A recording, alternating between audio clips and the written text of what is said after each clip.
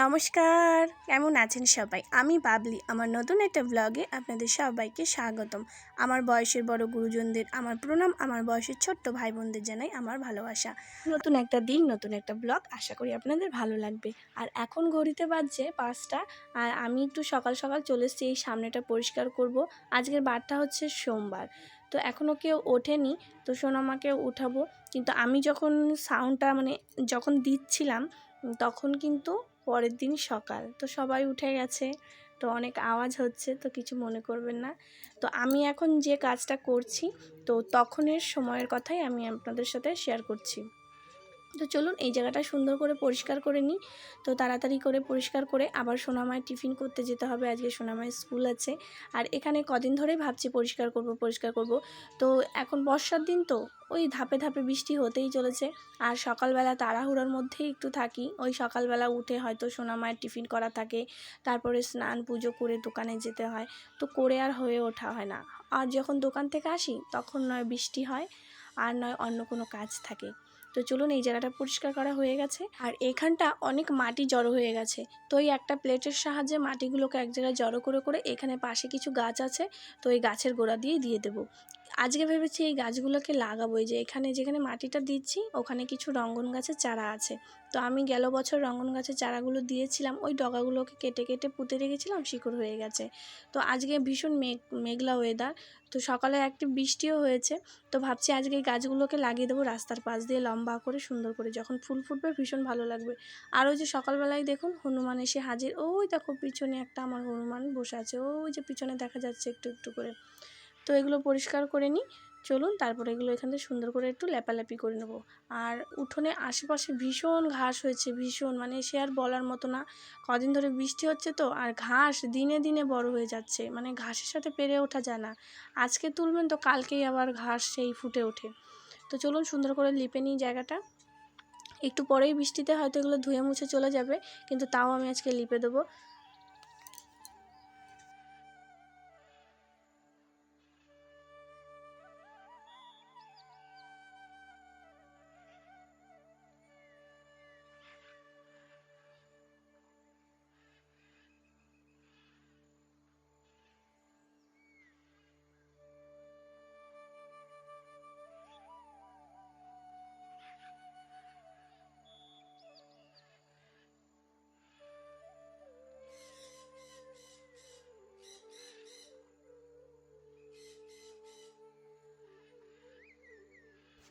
কদিন ধরে বৃষ্টির কারণে উঠোনটা কেমন যেন শ্যাওলা শ্যাওলা ভাব হয়ে গেছে। তো চলুন এইখানটা আমাদের রাস্তার এইখানটা একটু গোবর জল দিয়ে লিপে দিলাম। আর এখন গরু ঘরে দেব, তারপরে দেব উঠোনের মাঝখানে, তারপরে রান্নাঘরের সামনে। আর কালকে নন্দে জামাই আসার সময় একটা ঝাঁটা নিয়ে এসেছিলো, আমাদের দোকান থেকেই নিয়ে এসেছিলো। তো এই যে দেখুন ঝাঁটাটা দিয়ে আমি আজকে ঝাঁট দিচ্ছি, খুব একটা আজকে কষ্ট হবে না আমার উঠোনটা ঝাঁট দিতে। কিন্তু এত লম্বা ঝাঁটা দিয়ে না এই বৃষ্টির ভেজা উঠোন ঝাঁট দেওয়া যায় না। কিন্তু কিছু করার নেই, যে ঝাঁটা দিয়ে আমরা ঝাঁট দিতাম সেই ঝাঁটাটা একদম ছোট হয়ে গেছে, ওটা দিয়ে ঝাঁট দিতে গেলে পুরো শুয়ে শুয়ে ঝাঁট দেওয়ার মতন অবস্থা। তো এটা দিয়েই কোনো রকমের ঝাঁট দিয়ে দিলাম। তো চলুন উঠোনটা ঝাঁট দেওয়া হয়ে গেছে। আর এই যে দেখুন সঙ্গপঙ্গ নিয়ে, ছোট বাচ্চা নিয়ে হাজির হয়েছে, দেখুন একটা দুটো নয়, নাই নাই করে 40-50টা এসছে। তো আরও গাছে গাছে আছে, আর এখানে দেখুন সারি সারি বসে আছে। তো ওদের সাথে আর লাফালাফি ঝাপাঝাপি করে কাজ নেই, কারণ ওদের সঙ্গে অনেকক্ষণই আমি লাফালাফি করেছি। তো ওদেরকে তাড়িয়েছি, কারণ আমার ফুল গাছের কচি কচি ডগাগুলো সব খেয়ে নিচ্ছিল। তো যা করছে করতে থাকুক ওরা। এইদিকে আমার সোনা মায়েরও দেরি হয়ে যাবে স্কুলে, তো ওকে আজকে টিফিনে এই যে আমি করে দিচ্ছি চাউমিন। তো হয়ে গেছে চাউমিনটা, চলুন ওকে প্যাক করে দিই। ওদিকে আবার সোনামাকে রেডি করাতে হবে। একটু সস দিয়ে দিই ওপর দিয়ে, তো মেয়েটা বলছিল মা একটু সস দিয়ে দিও। আর এই যে দেখুন সসটাও বেশি একটা নেই, তো আর একটা সস আনাতে হবে। আর সামান্য একটু রেখে দিলাম চাউমিন, ওটা ছোট মায়ের জন্য, ও উঠলে ওকে দেব। তো চলুন টিফিন প্যাক করা হয়ে গেছে। আর এই যে সোনামাকে দেখুন, আমার সোনামা প্রায় রেডি হয়ে গেছে। আর সোনামা এখন জুতোটা পরলেই সোনামা রেডি।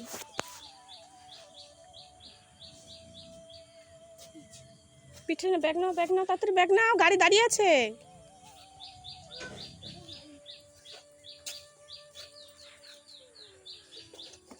চলুন, সকাল থেকে অনেক হুড়োহুড়ি করেছি, এখন একটু জল খেয়ে নিই। আর শুধু জল খাবো তাই আমি একটা থানকুনি পাতা নিয়ে নিয়েছি। তো এটা প্রায় খাই, ওই সপ্তাহে হয়তো 7 দিনে হয়তো 5 দিন খাওয়া হয়, হয়তো আর 2 দিন খাওয়া হয় না। তো চলুন এখন, ওরে বাপরে দেখেছেন তো মাথার ওপর দিয়ে কী লাফ দিয়ে গেল। তো চলুন এখন এই গাছগুলোকে এখানে আস্তে আস্তে তুলবো। আর আজকে মেঘলা ওয়েদার, মনে হচ্ছে ভালোই বৃষ্টি হবে। তো এই বৃষ্টির মধ্যে গাছগুলো লাগিয়ে দিলে না বেশ বেঁচেই যাবে। আর এই যে দেখুন একটা রঙ্গন গাছ তুলে নিয়েছি। কেউ কি বলবে আমি ডগা থেকে গাছগুলোকে তৈরি করেছি?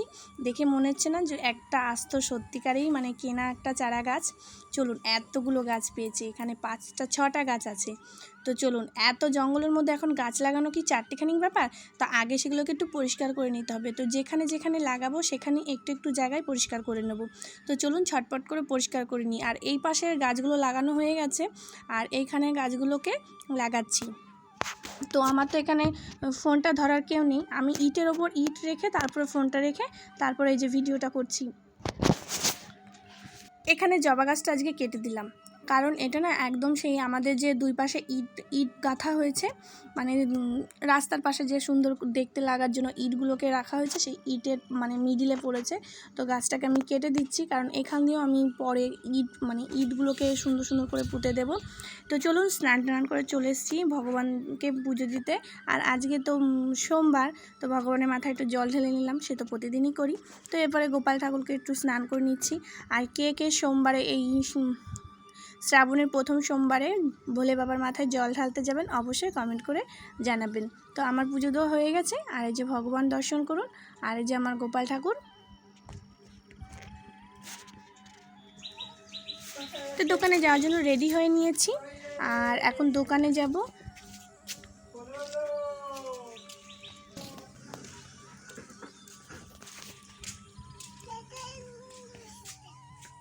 কি করবে তুমি?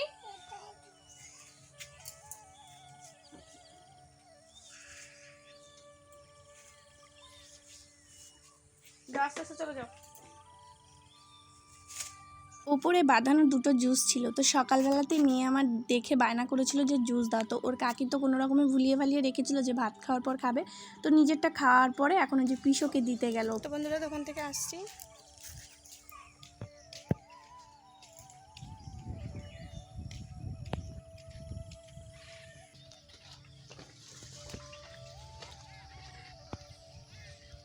আজকে এসছে একটা দোকানের সামনে মেশিন, আর এই যে দেখুন এটা হচ্ছে মাটি গর্ত করা মেশিন। এই যে এখানে মাটি গর্ত করছে, এখানে একটা পোল বসবে। তো এই পোলটা শুনলাম কেবিলের পোল বসাবে, তো ওই জন্য এখানে মাটি গর্ত করছে। আর এই যে দেখুন কত সুন্দর মাটিটা গর্ত করে ফেললো,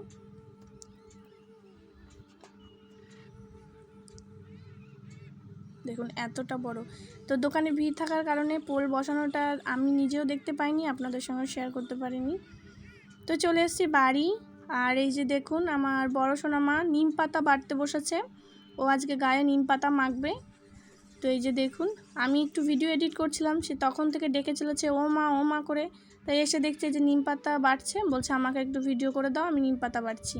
ঠিক তার পিসেও নাকি নিম পাতা মানে মাখবে গায়ে, তো ওই কারণে একটু বেশি করে বাড়ছে। দেখুন বড় মানুষের মতন বাটনা বাটছে, দেখে মনে হচ্ছে না একটা বড় মানুষ বাটনা বাটছে। তো আমার মাটা কত বড় হয়ে গেছে দেখেছেন, সব কাজ করতে পারে।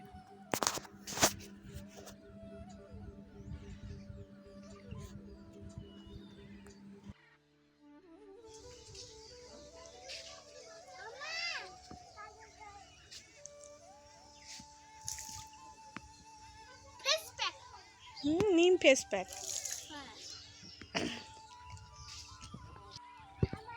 রিক্তা নিম ফেস প্যাক মাখছে, একটুখানি জিভে লাগিয়ে দেখ তো কেমন। আমি পাঠিয়েছি।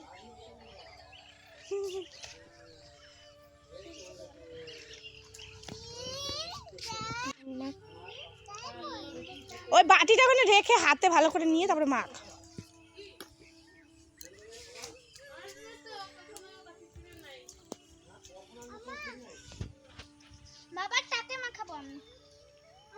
শুভ সন্ধ্যা বন্ধু আপনাদের সবাইকে। আর এখানে আমাদের 3 সোনামা আর ছোটো বাবাটাকে নিয়ে আমরা সবাই পড়তে বসে পড়েছি। আর ওদিকে রিক্তামণি খাচ্ছে দুধ মুড়ি। দিদি বকবে, দেখো দেখো টুকি তুমি কি খাচ্ছ মা? তুমি কি খাচ্ছ? মুড়ি? দিদি মুড়ি দেখাও দেখাও তুমি কি খাচ্ছ?